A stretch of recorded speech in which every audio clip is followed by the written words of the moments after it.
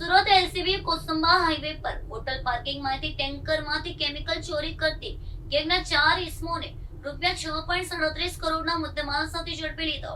સુરત જિલ્લા એલસીબી પોલીસે બાતમીના આધારે કોસંબા ગામની હદમાં નેશનલ હાઈવે 48 પર આવેલી વિજય પેલેસ હોટલના પાર્કિંગમાં દરોડો પાડીને કેમિકલ ચોરી કરતી એક સક્રિય ગેંગનો પર્દાફાશ કર્યો છે.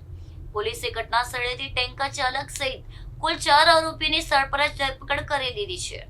આ સફળ કાર્યવાહી દરમિયાન પોલીસે ટેન્કર અને ચોરી કરેલું કેમિકલ અને અન્ય સાધનો મળીને કુલ 6.37 કરોડનો બાદબાર મુદ્દેમાલ જપ્ત કર્યો છે.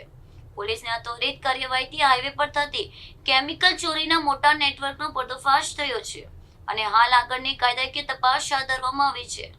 પ્રાથમિક તપાસમાં સામે આવ્યું છે કે આ ગેંગ લાંબા સમયથી હાઈવે પર ટેન્કરમાંથી કિંમતી કેમિકલની ચોરી કરી કાળા બજારમાં વેચવાનું કારસૂચી ચલાવતી હતી.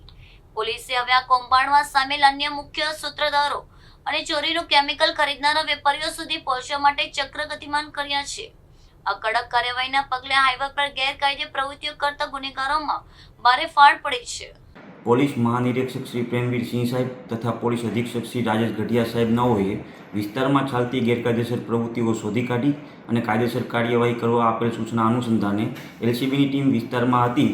તે દરમિયાન બાતમી મળેલ કે કોસંબાની હદમાં આવેલ વિજય પેલેસ હોટલની બાજુમાં આવેલ પાર્કિંગમાં હિંમત ખટીક નામનો ઈસમ તેમના મળતિયાઓ સાથે મળી અને કેમિકલની ચોરી કરે છે. જે અનુસંધાને સદર જગ્યા પર રેડ કરતા કુલ 4 ઈસમો સ્થળ પર પકડાઈ ગયેલ.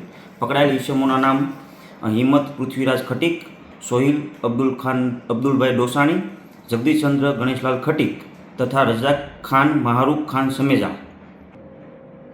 સદર રજાક ખાન સમેજા જે હોટલ પાર્કિંગમાં વોચમેન તરીકે નોકરી કરતો હોય, જેઓને આ હિંમત ખટીક તથા જગદીશચંદ્ર ખટીકના હોય એક ટેન્કર ખાલી કરવાનું ધ્યાન રાખવા માટેના 400 રૂપિયા આપતો. પકડાયેલ મુદ્દામાલમાં ચોરી કરેલું કેમિકલ તથા અન્ય મુદ્દામાલ મળી કુલ 63 લાખ ઉપરાંતનો મુદ્દામાલ કબજે કરવામાં આવેલ છે. આરોપી વિરુદ્ધ ગુનો દાખલ કરી કાયદેસર કાર્યવાહી હાથ ધરવામાં